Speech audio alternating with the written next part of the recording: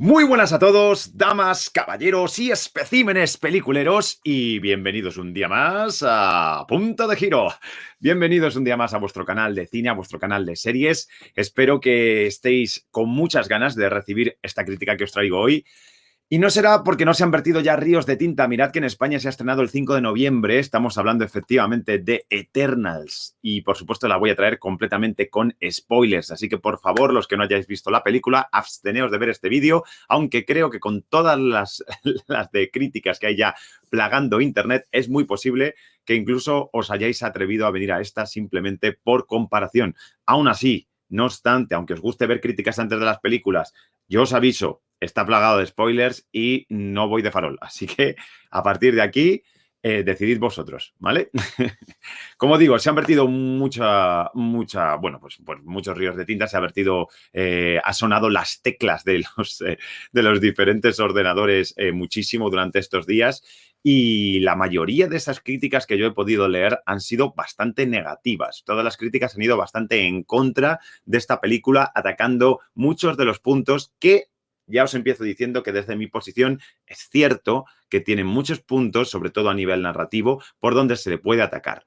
Pero ya voy a empezar diciendo algo que seguramente haga desconectar o conectar más a aquellos que están viendo ahora mismo esta crítica. A mí, personalmente, Eternals me hizo disfrutar muchísimo en el cine. Como película la he disfrutado mucho, ¿vale? Y como película me he dejado de llevar a ese universo que nos propone, con esos personajes que se nos presentan y con esa trama que se va desarrollando.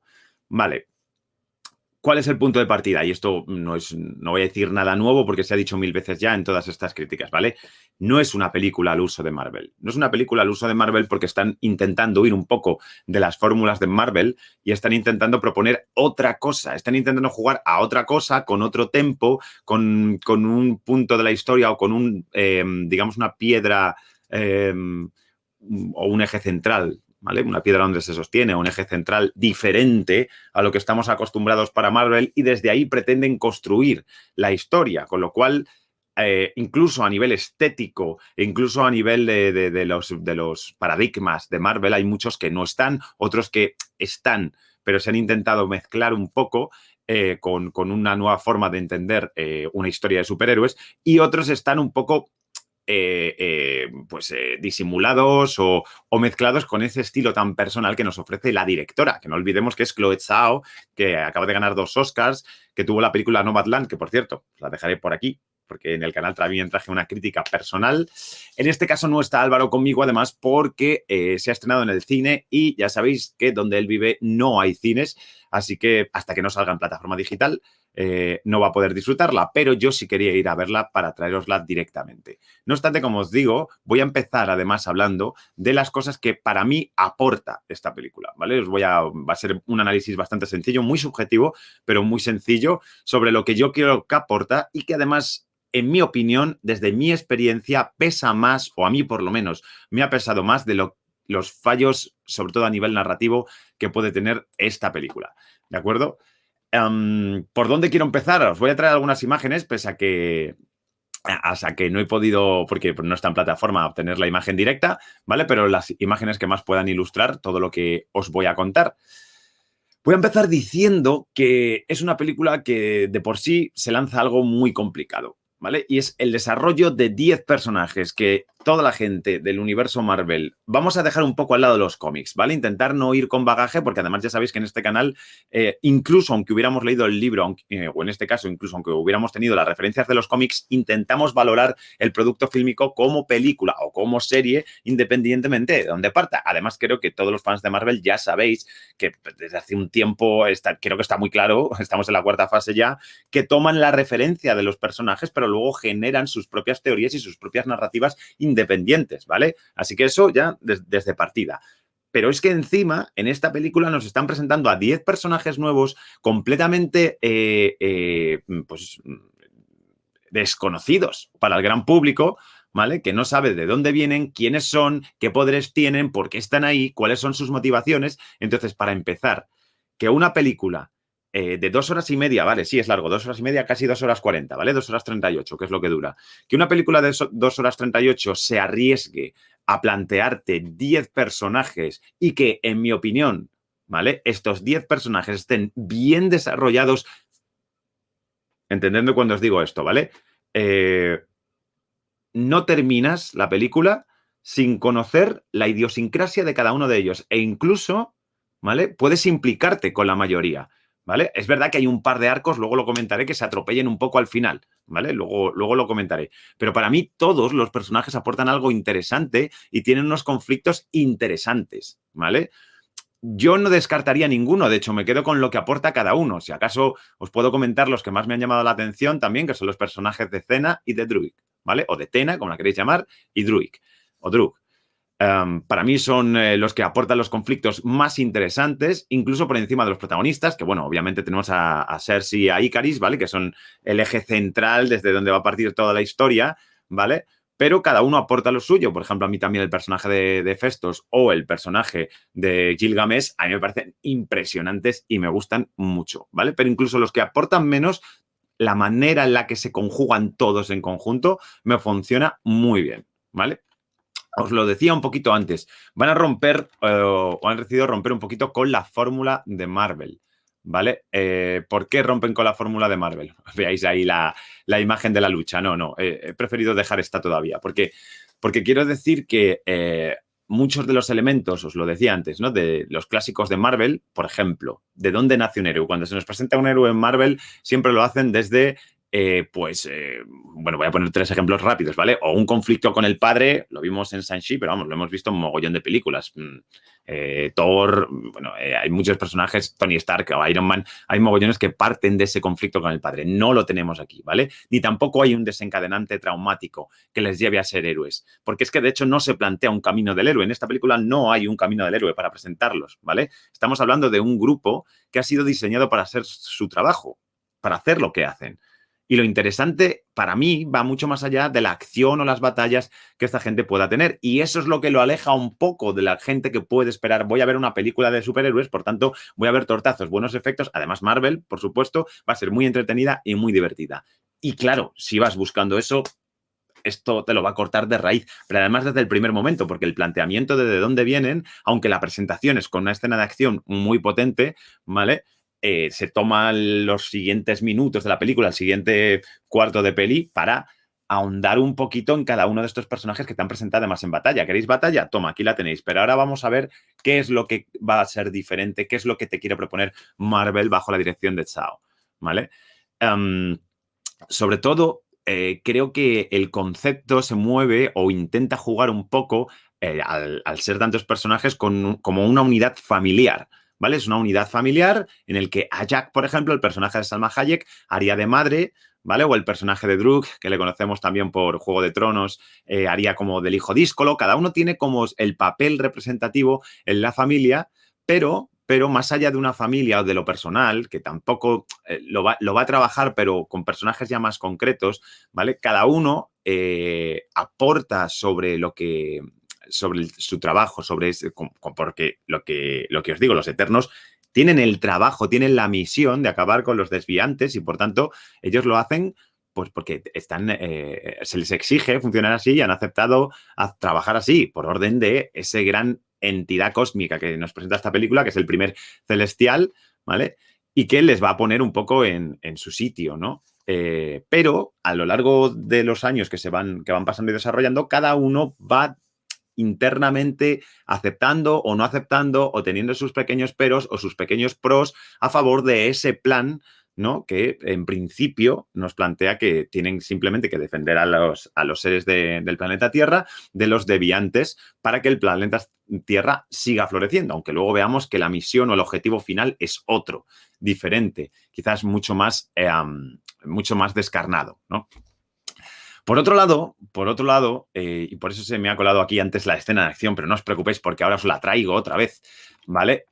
Claro que hay escenas de acción. Como digo, se presenta con una escena de acción la película, ¿vale? He oído por ahí también críticas de, es que en esta escena de acción no te importa a nadie, porque claro, no se han presentado, no has generado empatía con ellos y por tanto, ¿cómo vas a empatizar? ¿Cómo te van a presentar así una película? Bueno, pues para empezar, porque no son los típicos héroes, porque no recorren un camino del héroe, porque nacen héroes y se les diseña para ser héroes. Entonces, para mí, creo que la mejor presentación posible es con una escena de acción a nivel brutal contra estas criaturas, que es una especie de monstruos así con ciertas características animalescas. Este puede recordar más a un lagarto volador o una especie de bestia alada, ¿no? También tenemos otro que recuerda más un felino, otro que recuerda algo más parecido a un toro gigantesco, casi a un minotauro, ¿no? Tenemos un poquito una variedad de mezcla de animales con criaturas mitológicas, que también está muy unido con los nombres y los desempeños de cada uno de los personajes, porque cada uno está relacionado un poco con un mito de las antiguas religiones o de las antiguas creencias del mundo, cosa que seguramente ya estaría, porque esto sí que se ha respetado tal cual, ¿vale? En la mente de Jack Kirby, del creador de cómic, cuando lo creó. Pero como os digo, está adaptado a la película de esta manera, para funcionar de esta forma. ¿Hay más momentos de acción? Por supuesto que hay más momentos de acción. La película tiene sus momentos de acción. ¿No es tanto como suele ser en Marvel? No, efectivamente, no lo es. Pero están tan bien diseñadas. La de presentación te sirve para ver cómo funcionan en conjunto y cómo están absolutamente compenetrados y saben lo que hacen. Y las siguientes, pues van a ir al hilo de lo que pide la historia. Es decir, ni creo que haya de menos, es decir, que la historia requeriría de más acción, ¿vale? Ni creo que tampoco cuando están sobren o estén mal diseñadas. Llegan en el momento que tienen que llegar. Repito, este es un punto de vista muy subjetivo y además creo que funcionan muy bien por el diseño. ¿Vale? También he oído por ahí comentarios de que en algunas, a partir de la tercera o cuarta escena de acción, que tampoco hay muchas más, ¿vale? Van repitiendo el mismo patrón y van repitiendo lo mismo. Para mí, los que avanzan en realidad son los personajes. Las escenas de acción pueden parecerse porque el conflicto entre deviantes y eternos sigue siendo el mismo. Entonces, van a luchar de la misma manera, pero en diferentes contextos y sobre todo con un tránsito interno de los personajes diferente. Y esto creo que para mí hace que pues, tenga la esencia de Marvel en estas escenas y el presupuesto de Marvel también, porque como os digo, están muy bien diseñadas, ¿vale? Luego ya podemos ver a los personajes de cerca, que como os digo es lo importante, pero incluso vemos este desarrollo de personaje durante las escenas de acción, cosa que me parece muy interesante. Otra de las cosas que rescato, otra de las cosas que me hace valorar esta película más a positivo que a negativo, todo el conflicto que presenta. Es decir, Marvel se nos ha puesto muy cósmico, y de repente nos estamos metiendo en todo lo que puede ser el gran marco, ¿vale? Ya hemos empezado, que si What If con el multiverso, que si todo lo que se nos presentó anteriormente con Loki en la serie, ¿vale? En el que de repente estamos viendo dioses y entidades muchísimo más poderosas de lo que se nos había presentado en toda la fase 3. Esto es un celestial, Arishem, este es el que manda a los eternos, ¿vale? A realizar la misión y que vamos a descubrir además que también manda a los deviantes. Y el planteamiento es súper interesante porque se acerca mucho, a algunos les dolerá más en prendas esto que voy a decir o no, al planteamiento que se hizo con Thanos, porque estamos viendo una criatura que está por encima del bien y del mal y que intenta desarrollar otros seres como él, otros celestiales, que resulta que tienen que nacer o tienen que evolucionar o alimentarse de un planeta para luego poder crear una galaxia entera llena de otros muchos planetas. Son los encargados de hacer que el universo se siga expandiendo. ¿De acuerdo? Entonces estamos en un punto en el que puedes juzgarlos, obviamente, todo el público lo hará, pero te puedes posicionar de un lado o de otro, puedes llegar incluso a empatizar con el hecho de sí, sacrificas un mundo, pero a cambio tendrías otros muchos mundos para multiplicarlos, ¿no? Es un poco el efecto contrario a Thanos. Thanos, eliminar la mitad, esto es multiplicarlo, no por el doble, sino incluso por mucho más. Lo que pasa es que, claro, cuando tú eres habitante de uno de esos planetas, la cosa no se ve igual. O cuando eres un eterno y has pasado ya 7000 años en el planeta, pues algunos de ellos habrán desarrollado, como pasa, como el personaje central, que es el de Cersei, ¿vale? Una empatía absoluta, o con Festos también pasa, por ejemplo, Fastos, perdón, con Fastos, que me viene Festos y lo nombro como el dios griego, ¿vale? Fastos, básicamente es la relación que hay ahí. Entonces, ellos dos, por ejemplo, sí generan una empatía muy potente, pero hay otros que tienen otras posturas y tan interesantes son como las suyas como las que se posicionan en contra. Entonces, el hecho de estar jugando con esto creo que puede dar un desarrollo muy interesante si esto sigue. Parece una película, en principio, que podría estar bastante desconectada del resto del UCM, ¿vale? De hecho, incluso las escenas postcréditos nos plantean cosas que no tendrían necesariamente por qué entroncarse con nada del UCM conocido, con el del UCM que venga, por supuesto, en algún momento lo veremos. Quizás a través también de una segunda película de Eternos, o en el multiverso de la locura del Doctor Extraño, no sé. Pero el caso es que no necesitas haber visto todo lo de antes de Marvel para poder entender y disfrutar esta película. Que eso también creo que es un punto a favor, por ejemplo, si os apetece verla aisladamente. Y además, lo que os digo, deja puertas abiertas para que incluso, no sé si en la cabeza de Marvel, sabiendo el riesgo que corría al plantear la película de esta manera, intuían que quizás no pudieran continuarlo mucho o no fuera muy aceptado y por tanto no pudieran entroncarlo con el resto de personajes que vamos a ir viendo. Pero el caso es que las dos escenas postcréditos no te sitúan en un contexto en el que digas, anda, mira, de repente ha aparecido por aquí Capitana Marvel o ha aparecido por aquí Thor con los Guardianes de la Galaxia, los Asguardianes de la Galaxia, los Asgardians of the Galaxy. No, te hacen autorreferencia continua a personajes que pertenecen al universo de, o bien directamente de los Eternos, o bien de otros personajes de Marvel, pero que todavía no han sido presentados o el gran público no conoce, con lo cual podría cerrarse el círculo sobre sí mismo, ¿vale? Luego, por otro lado, más cositas que me han gustado, más cositas que destacaría. Vamos a ver, siempre hay un problema de base con la comedia en Marvel, ¿vale? Hay un problema en base con la comedia en Marvel. Aquí está. ¿Dónde está? ¿Dónde está? Se me ha perdido. Aquí tenemos. La comedia en Marvel siempre genera posturas muy, muy enfrentadas, ¿vale? Están los que adoran la comedia en Marvel, los que le gusta, pero solo en ciertos momentos, por ejemplo, Álvaro, ¿no? Hasta cierto punto, y los hay que la rechazan de plano. ¿Vale? Aquí tenemos al personaje cómico por excelencia. Este hombre además es comediante, ya le conocíamos por algún trabajo anterior, ¿vale? Y este que veis de espaldas, este que veis a sus espaldas o a su lateral, ¿vale? En el fondo, es el que, bueno, a veces lo traducen como chofer, otras veces como mayordomo. Yo le voy a llamar mayordomo, ¿vale?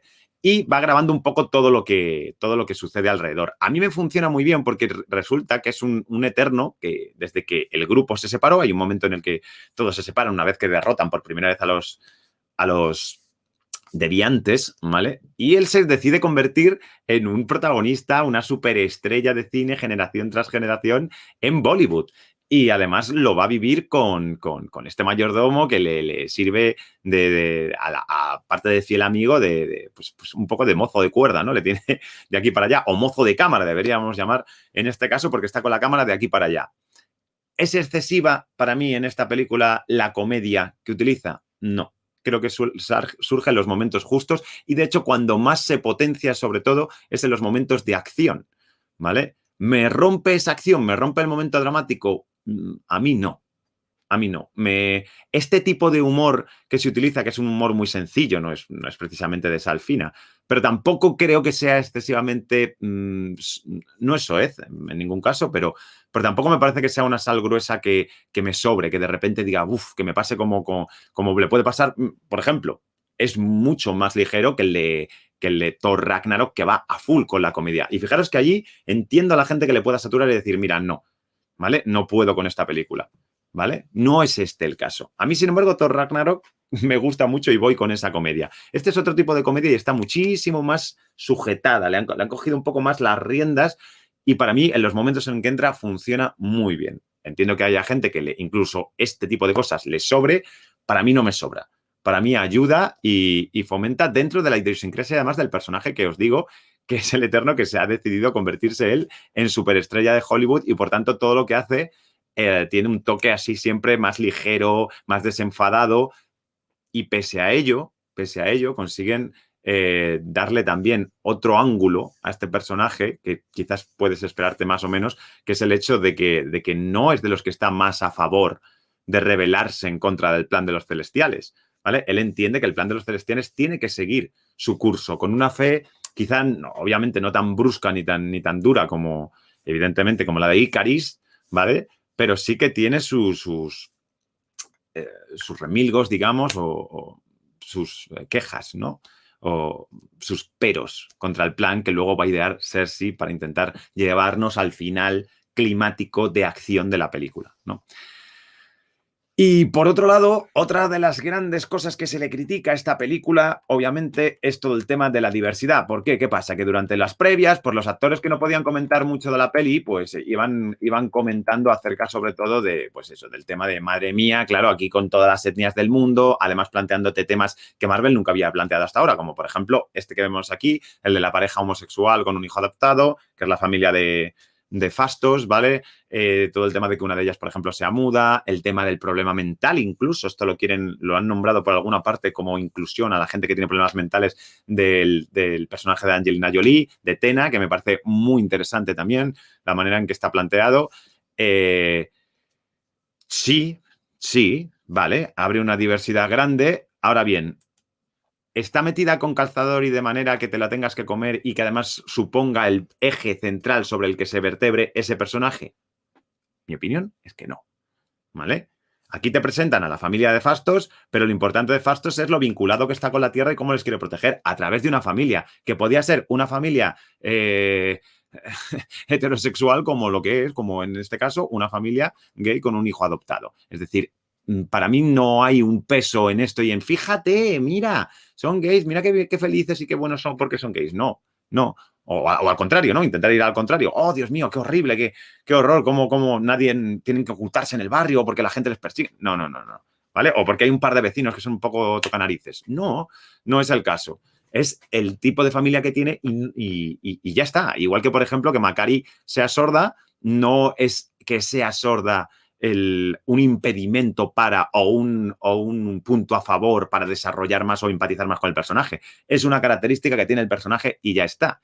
De hecho, por otro lado, y desde un punto de vista quizás un poco más romántico, a mí no me choca nada tampoco la diversidad étnica y de género que tenga este grupo, porque si en misión principal el celestial los manda a la Tierra para empatizar con los humanos, para que sean sus protectores, pues que tengan una representación un poco global con el que a nivel planetario se pueda empatizar por ser un grupo tan diverso, aunque no fuera así en los cómics, ¿vale? Aunque no sea así en los cómics, que estoy seguro de que no es así.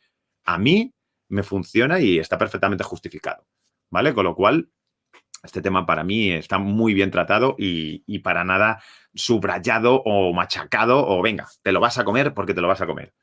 No en esta película, ¿vale? Y luego hay un tema bueno, quiero nombrar antes de ponerme a pasar, que sí, voy a comentar las cosas que a mí menos me han gustado también, no tengáis cuidado, ¿vale? Son los giros. Los giros de esta película. ¿Qué pasa con esta película? Bueno, pues básicamente el problema con los giros es que mucha gente dirá, ostras, es que son muy predecibles, es que te los ves venir, es que... Vale, eso lo puedo comprar. Es decir, sí, te puedes venir o ver venir los giros que te propone la película, pero aún así no esperas que pasen, ¿vale? Y he puesto a estos dos personajes aquí porque son los que protagonizan para mí los dos giros o los que resultaron para mí más impactantes, ¿no? Yo no me los vi ver, ¿vale? Estoy pensando en Álvaro, por ejemplo, digo, creo que el primero a lo mejor Álvaro tampoco se lo esperaría, pero el segundo, ¿vale? El segundo sí, pero por cómo está planteado el personaje de Icaris. En esto hablaré justo en el apartado de cositas que menos me gustan, ¿vale?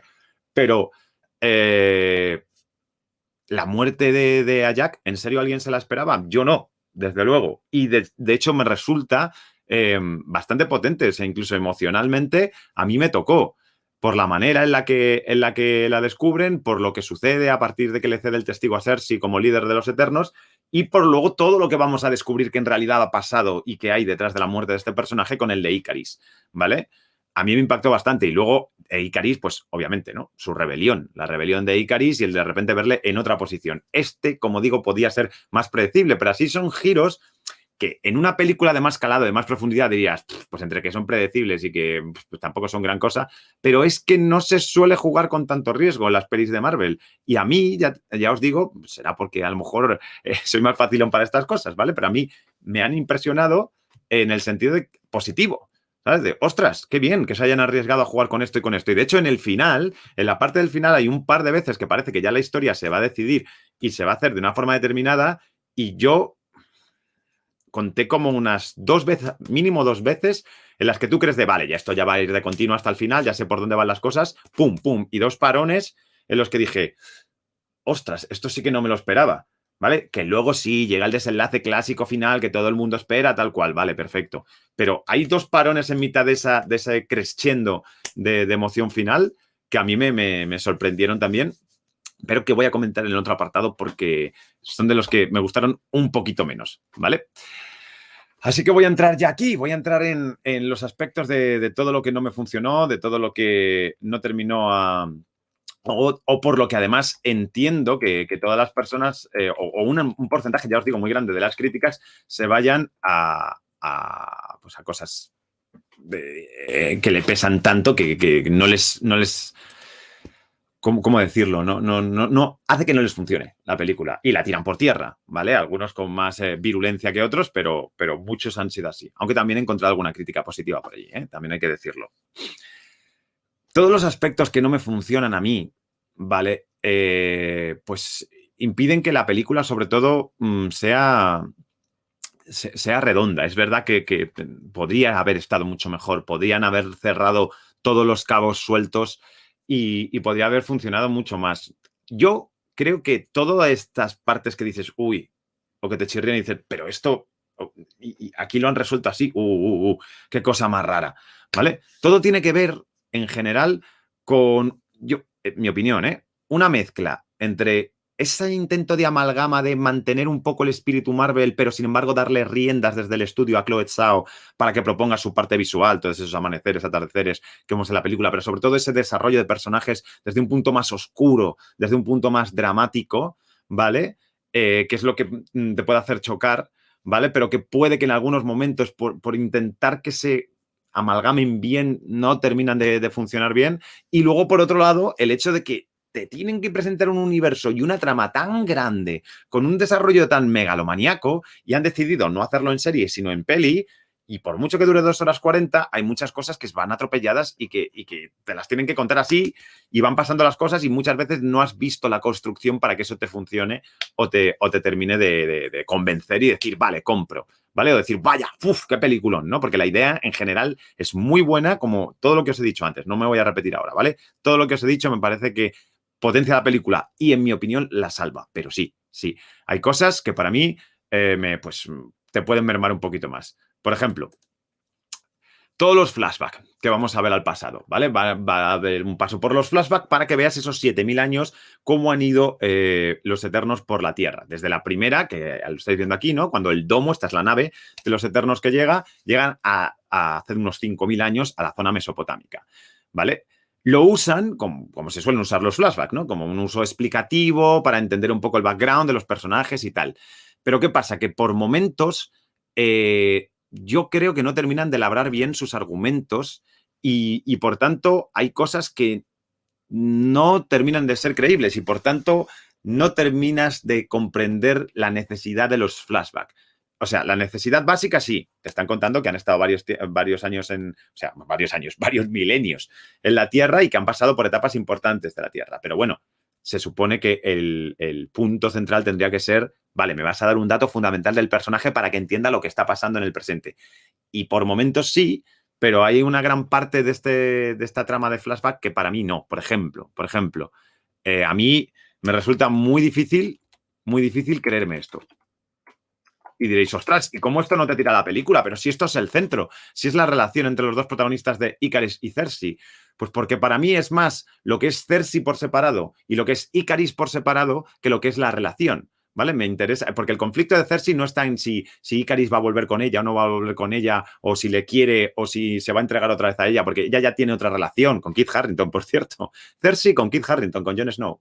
Curioso, ¿no? Y mientras acaba de romper con Robb Stark. ¿Qué está pasando aquí? Bueno, esto es muy curioso, no sé si lo habrán hecho aposta, pero tienen unos cuantos momentos ahí graciosos, sobre todo en la presentación de uno y otro. Pero la relación en sí, ¿vale? En realidad, para lo que luego va a pasar en la película, solo es importante en un momento dado y al final, que ahí es donde creo que hay otro fallo también importante, con respecto a Ikaris, ¿vale? Del que incluso puedo entender que se enamora de Cersei, porque estos flashbacks que os digo los retrotraen para ver cómo Cersei funciona y empatiza con los seres humanos, cómo les ayuda en su vida día a día, ¿vale? Pero no tiene nada que ver, absolutamente nada que ver, con que el romance funcione, porque te muestran un par de escenas en las que él sí parece que se está enamorando, pero no entiendes por qué ella se enamora de él o cómo está esa relación. De repente, en el primer momento que despiertan en la nave, se conocen, se miran y ya parece que se aman con locura. Y esto le pesa a la película, como os digo, porque al final lo van a usar como recurso fundamental en el desenlace. Durante la película no, en el desenlace quizás sí, pero a mí me sigue funcionando el desenlace porque depende de la decisión de Cersei más que de que se eche un poco para atrás Icaris en su determinación, ¿vale? Y no tanto en que la relación sea la base. Afortunadamente, o quizás inteligentemente, Shao ha volcado todo el peso del protagonismo y del arco central en Cersei por sí misma y no en Cersei como pareja de Icaris, o expareja en este caso de Icaris, ¿vale? Pero aún así os digo que esta relación no tiene el tiempo para desarrollarse y las pocas escenas en las que nos pretenden cimentar esa relación a mí no me funcionan, ¿vale? Luego hay otra cosa que me rayó mucho también, sin dejar toda esta parte del pasado que vamos a ver, que es el final de los desviantes. ¿Qué pasa con el final de los desviantes? Se supone que tienen que acabar con toda la población, llevan ya, pues quiero recordar que los dos saltos, el primero es 5.000 años antes, luego se van a 500 años antes de Cristo y luego 300 antes de Cristo. Entonces te dan a entender que en ese periplo de más o menos unos 2.500 años, ¿vale? Teniendo en cuenta que luego son 7.000 tal, y que llevamos ya 2.000 de nuestra era, ¿vale? Pues más o menos han vivido como unos 5.000 años antes, ¿vale? De los 5.000 al 300 y al 200. Fijaros lo que les ha llevado. Les ha llevado casi 5.000 años a acabar con todos los desviantes, pero siempre te lo muestran en una zona de Mesopotamia, una zona árida, zona de Palestina, un poco origen de culturas también, ¿no? Toda esta parte. Pero, sin embargo, en el momento final, en el que se supone que ya van a acabar con todos ellos y ya se va a separar el grupo, ni te muestran los últimos que matan. Hay un momento que dice, no me acuerdo qué personaje era, dice, quedan 2 y habremos acabado con todos. Pero te lo cortan porque entra todo el conflicto del personaje de Tena, que está muy interesante, pero de repente ya no hay más desviantes y lo siguiente que acaban diciendo, porque hay un corte, sí, entre una escena y otra, pero es que es prácticamente, o te da a entender que es la continuidad, porque es cuando han tenido el problema con Tena, con estos problemas mentales que tiene y tal y cual, y haya que acaba diciendo, hemos terminado con todos los desviantes del mundo.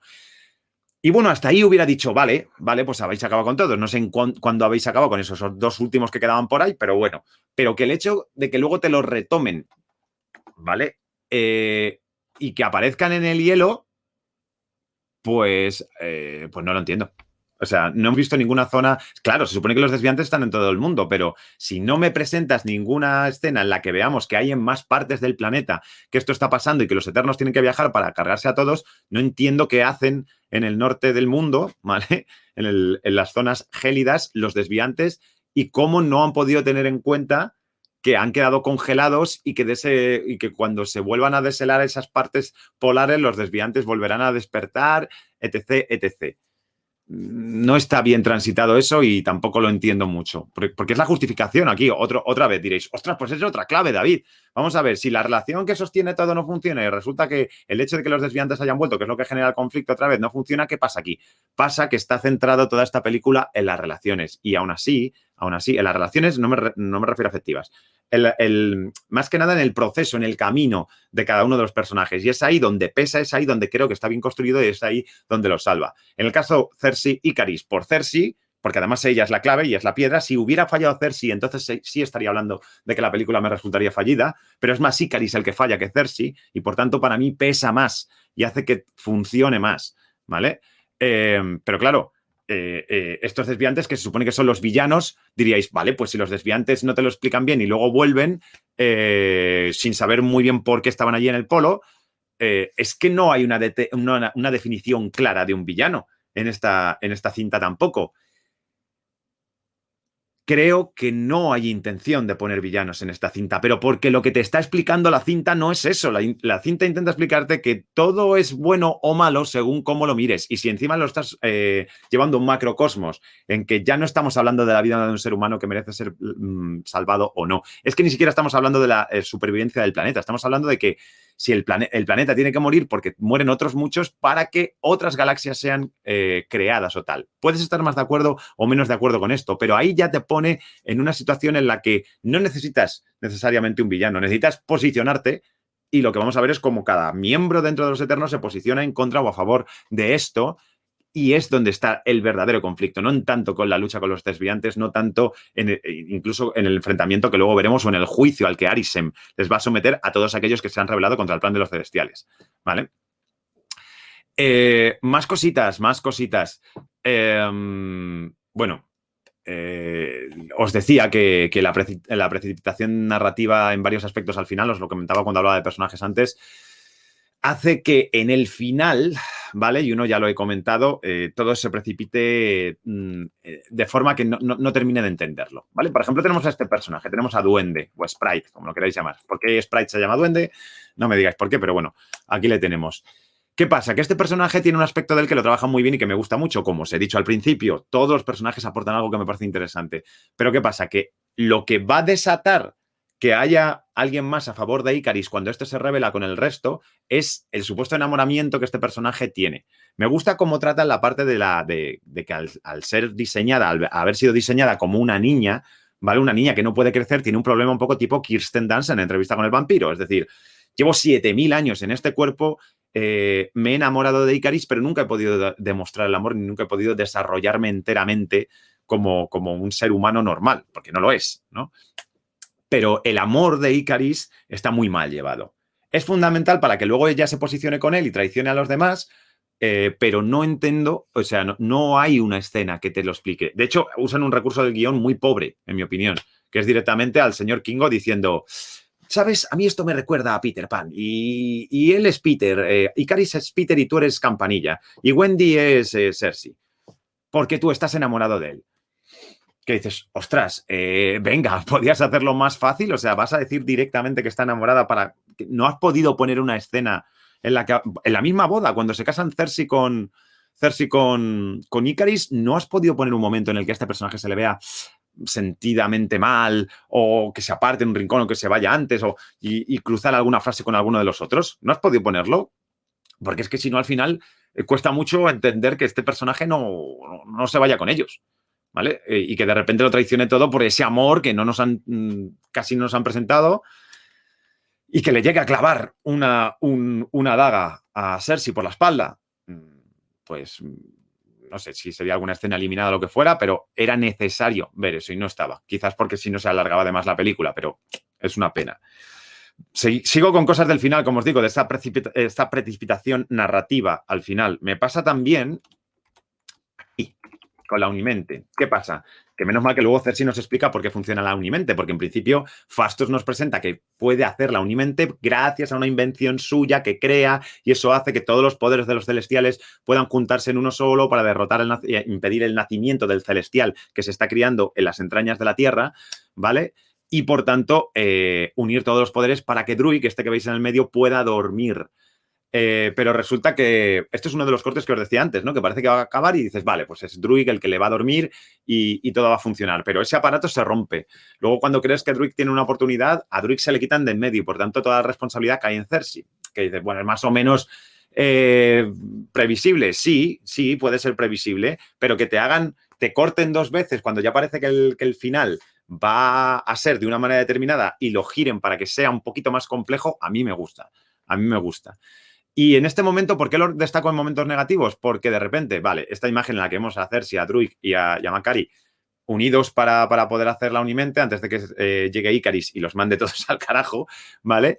Sí me funciona, pero hay otra parte en la que es Cersei la que ya coge las riendas e intenta llevar su poder más allá, un poder también bastante interesante de transformar en otra forma toda forma no orgánica, aunque al final con este poder que adquiere con la Unimente sí puede transformar cosas orgánicas, porque lo vemos hacer incluso antes, es decir, tenemos un antecedente, por eso digo, con uno de los deviantes, con lo cual, por eso os digo que Cersei también está muy bien trabajado como personaje y por eso salva la peli, porque la peli no depende de Icaris, sino de Cersei, ¿vale? De Cersei, que parece que estoy hablando todo el rato de los Lannister, pero no.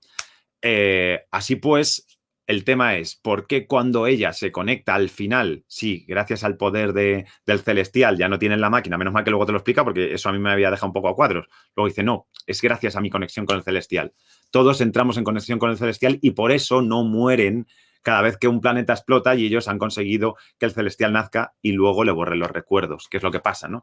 Le borran a todos los recuerdos y les vuelven a reprogramar para hacer lo mismo, para que nazca otro celestial y controle la población de deviantes en otro planeta, ¿vale?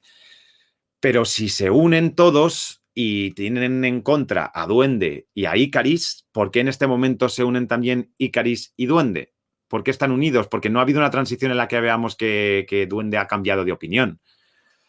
A Ikaris sí le vemos un poco dubitativo. Supongo que a raíz de que Ikaris se conecta, a lo mejor Duende se conecta. Puedo compraros eso, pero que de repente sea todo tan sencillo a través del tercer factor, que es el que a mí me termina de reventar por completo, ¿vale? Que es la salvación a través del amor. ¿Vale? A mí la salvación a través del amor es algo tan manido que a mí me toca mucho por dentro y es que ya es otra vez en un lado de, mira, ya lo he visto muchas veces, pero es que además, si te están vendiendo que Ikaris está completamente seguro de que, bueno, pues tiene que cumplirse el plan, tiene que llevarse a cabo, el celestial tiene que nacer y, bueno, pues nosotros volveremos a ser reseteados y ya está. Y en una relación que estuviera bien construida, el hecho de que la perdone al final y se una a la Unimente podría comprarlo. Y si fuera de Cersei, también lo podría entender. Es verdad que Cersei siempre se la ve con menos conexión porque ella ha tenido ya muchísimos años para superarlo y lo ha superado. Pero él todavía lo tiene enquistado y el amor es real. Entonces, que la perdone tiene un sentido poético muy potente, pero como no han construido una relación en la que el público como espectador pueda empatizar con eso, el hecho de que el momento final de salvación sea a través del amor, que él todavía siente por ella, a mí hace que pese y no lo compre. Y no lo compré. O sea, compro el final, ya os lo he dicho, porque por el desarrollo del poder de Cersei y por su determinación y su capacidad de llevarlo a cabo. Pero no el hecho de que se salven o consigan librarse de Ikaris porque Ikaris se va. Que además se va hacia el sol, que ya sabemos, no sabemos ya si morirá o no, porque ya han dicho que otras veces este personaje ha estado en el sol. O sea que yo intuyo que sí ha muerto, pero todo es posible en este universo. ¿Vale? Y dos cositas más también que os quería destacar en toda esta zona negativa es, bueno, pues tenemos al personaje de Kit Harington, ¿vale? Aquí a Jon Snow, que va a ser el novio de Cersei, ahí le tenéis, y que, bueno, en principio es un personaje que aparece al principio, aparece al final. Es verdad que no puede aparecer en el medio porque ellos se van a una misión que supera cualquier tipo de participación humana, que el único humano que vemos por ahí es el mayordomo que os decía antes de Kingo, que es el elemento cómico, pero que está justificado por ese afán de protagonismo y egolatría de primer actor que tiene ese personaje, Kingo, ¿no? Y de llevar su mayordomo también, por un lado. Pero él no, él es un simple humano. O eso nos hacen creer. En principio sí, lo es, ¿no? Pero que luego te metan con calzador y que además aprovechen una de las escenas postcréditos para decirte, no, mira, este personaje estaba aquí por esto. ¿Sabes? Evidentemente, ya os digo, no podía estar en toda la cruzada de los Eternos, pero hay un momento en el que le llama por teléfono, tal y cual, y quieren que Chloe Zhao pretende que siga ahí, ¿no? Que no te olvides de que él está ahí, pero parece como que necesitaban presentar a este personaje porque iba a ser importante dentro de la saga de los Eternos y ha aparecido al principio para que sepas que es la pareja de Cersei, que por cierto ya os digo que esta relación está mejor construida que la de Ikaris. Yo sí me creo la relación que tienen estas dos personas, ¿vale? Pero una vez que ves la escena de postcréditos dices, que no es que sea un personaje terciario, es que está ahí porque necesitan darle alas o querían contar cuál es la realidad, ¿no? Que va a coger la espada de la Ebony Blade, ¿no? La espada de ébano y se va a convertir en el Caballero Oscuro. Bueno, además hay una voz que ya ha sido confirmada, hay una voz que le detiene de coger esa espada, que ya le pone en relación además con el universo de Blade, porque ya ha confirmado Chloe Zhao y Marvel que el que le habla es Blade, que ya sabemos que va a venir una película de Blade que se va a volver a ese personaje en Marvel ya dentro del UCM. Entonces dices, qué desaprovechado. No obstante, abro la puerta que si desarrollan este personaje con su película propia o dentro del universo de los Eternos pueda estar interesante. No obstante, ¿quién no ha visto ya a Jon Snow con una espada? ¿No? Bueno, pues parece que este hombre tiene que ser a través de espadas y aquí le han puesto otra vez, pero de una forma un poquito quizás forzada, en mi opinión, ¿vale? Y ya para finalizar, antes de irme, que ya estoy justo sobre la hora que me había propuesto, aquí tenemos a Crow.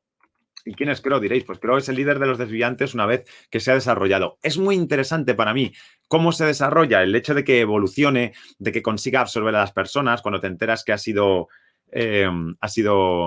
Icaris el que ha mandado a su muerte a su padre, a su madre, a Jack, ¿no? Al líder, a Hack, o a Jack, como lo queráis decir, el líder de los Eternos, y que él ha absorbido su poder y que luego además también se muere, mata a otro de los Eternos y que se queda con su poder y lo intenta hacer lo mismo con Cena. Esta es la escena en la que tiene con Cena. Me parece muy interesante porque ya conoces, una vez conocida la realidad, una vez que conoces cuál es la naturaleza de los desviantes, cuál es la naturaleza de los Eternos, que en realidad todos son marionetas en manos de los celestiales y que cada uno tenía su papel, el de los desviantes, acabar con los depredadores del planeta para que la población surja, y el de los Eternos, que no se vayan de madre los desviantes y que queden controlados una vez que ya han terminado con los depredadores básicos del ser humano, pues te lo plantea. A mí lo más interesante hubiera sido hacer que se aliaran los dos contra los celestiales, ya que no lo plantea así. Lo último que vemos es estoy decidido a mataros, vale, tienes un afán vengativo por todos los desviantes que han matado a los Eternos y que en realidad era tu raza y por tanto te quieres vengar. Pero entonces si aparece Icaris y te tira un rayo con los ojos después de que tienes a Cersei casi a tu merced, a Cersei, ¿por qué huyes? ¿Por qué te vas? ¿No quieres matarlos a todos? ¿No tienes un poder que además lo has demostrado ya, que no hay nadie que te tosa de los Eternos? Entonces, ¿por qué no lo acabas ahí ahora? Porque tienen que quedar vivos, ¿no? Imagino. Pero bueno. Y después de todo esto que he visto lo negativo, diréis, pero bueno, David, ya os lo he dicho, ¿no? Lo he ido diciendo durante todo este tiempo que os he ido comentando las cosas negativas. Pero es que entonces, aún así, ¿te sigue mereciendo la pena esta película? ¿Te sigue mereciendo la pena estar con todos estos personajes? Sí, me sigue mereciendo la pena. Pese a todos estos cierres que ya os digo, repito lo que decía antes, seguramente porque no han tenido el tiempo o porque han tenido que quitar ciertas escenas, porque no han decidido hacer la serie. ¿Por qué no la hicieron serie? Hombre, pues a lo mejor serie hubiera funcionado más, pero aún así, como película, a mí me funciona y me gusta. Pues seguramente de todas las que ha salido en este 2021 es la que más me gusta de Marvel. Y voy a recibir muchas críticas por esto y sé que si ponéis comentarios y tal, no vais a estar para nada de acuerdo, pero tenía que compartirlo como siempre, de forma honesta y sincera, desde lo que pienso. Así que nada más. Hasta aquí ha llegado mi análisis de hoy y mi crítica, como veis, sin olvidarme de todos los aspectos positivos, que soy consciente, que sé que los tiene y que están ahí, ¿vale? Pero aún así, para mí, la película sigue siendo un sí y sigue mereciendo la pena. Y sigue siendo una buena película, una gran película, ¿vale? Para mí sí. Así que nada, si estáis a favor, opináis lo mismo, lo dejáis en comentarios. Si opináis lo contrario, también lo dejáis aquí en comentarios, así que estamos abiertos para todo tipo de críticas. Y por lo demás, ya sabéis, si os gusta el cine y las series, nosotros somos puro cine y puras series. Yo soy David y esto es Punto de Giro. Bye bye. Nos vemos pronto.